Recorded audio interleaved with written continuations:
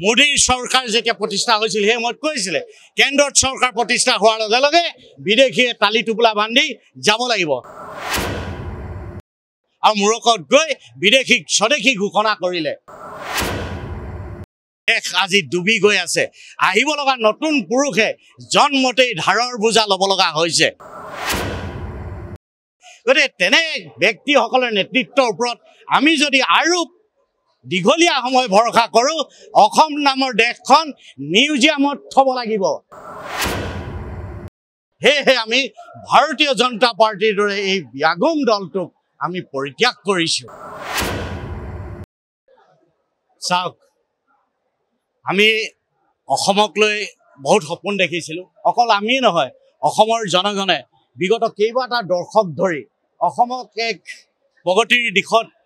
যোৱা এখন হৰা-ভৰা অসম চাব খুজিছিল এই বানে ধোৱা অসমখন আজিও বানেই ধুই আছে আপোনালোকে দেখিছে আজি তাৰিখত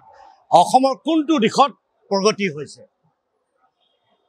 কংগ্ৰেছৰ এটা সময়ত শাসন আছিল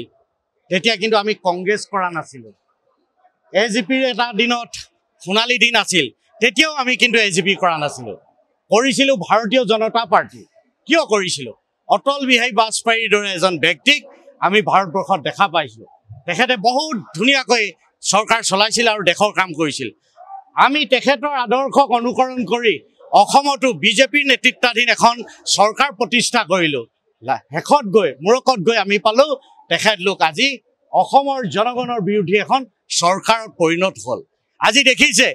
যে যোৱা 6টা বছৰ আন্দোলন কৰি বিদেশী সমস্যা সমাধান কৰিবৰ কাৰণে এখন চুক্তি ৰূপায়ণ কৰিলে ভাৰতীয় জনতা পাৰ্টিৰ নেতৃত্বাধীন এই চৰকাৰখনে কৈছিলে যে কেন্দ্ৰত আমাৰ মোদীৰ চৰকাৰ যেতিয়া প্ৰতিষ্ঠা হৈছিল সেই সময়ত কৈছিলে কেন্দ্ৰত চৰকাৰ প্ৰতিষ্ঠা হোৱাৰ লগে লগে বিদেশীয়ে তালি টোপোলা বান্ধি যাব লাগিব আৰু মূৰকত গৈ বিদেশীক স্বদেশী ঘোষণা কৰিলে গতিকে এনে এখন চৰকাৰৰ যোগেদি অসমে আহিব লগা দিনত কি আশা কৰিব পাৰিব মোতকৈও বেছি আপোনালোকে বেছি উপলব্ধি কৰিছে বুলি মই ভাবোঁ গতিকে মই আপোনালোকৰ যোগেদি অসমৰ জনগণক আহ্বান জনাওঁ যে আঞ্চলিকতা বাদে আৰু গত্যন্তৰ নাই গতিকে আমি আঞ্চলিকতাৰ ভেটি সুদৃঢ় কৰিব লাগিব অসমক আমি বচাব লাগিব অসমৰ জাতি জনগোষ্ঠীসমূহৰ সামগ্ৰিক উন্নয়ন কৰিব লাগিব এই বাৰেৰঙী আমাৰ সম্প্ৰীতিৰ আমাৰ ৰামধেনু সদৃশ আমাৰ এই জাতিটো আমি পুনৰ প্ৰতিষ্ঠা কৰিব লাগিব বিশ্বৰ দৰবাৰত সঁচা অৰ্থত এক অসমীয়া জাতি হিচাপত আমি দাঙি ধৰিব লাগিব সেয়েহে আমি ভাৰতীয় জনতা পাৰ্টিৰ দৰে এই ব্যাগুম দলটোক আমি পৰিত্যাগ কৰিছোঁ চাওক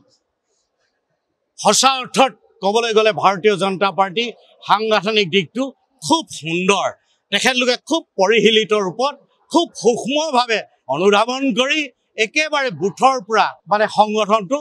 কৰিছে গতিকে সংগঠন কৰিবলৈ যাওঁতে যি ধৰণৰ কাৰ্য ব্যৱস্থা কৰে খুব সুন্দৰ আমি ভাৰতীয় জনতা পাৰ্টি দলটোৰ পৰা বহুত শিকিছোঁ মই কওঁ আপোনালোকেও বা অন্যান্য সংগঠন কৰাসকলেও শিকিব লগা আছে সংগঠন ভাল হ'লেই নহ'ব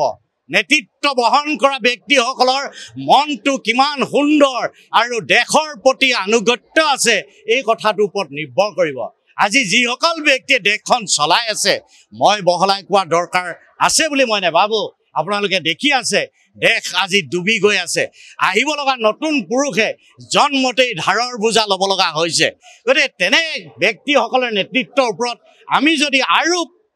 দীঘলীয়া সময় ভৰসা কৰোঁ অসম নামৰ দেশখন মিউজিয়ামত থব লাগিব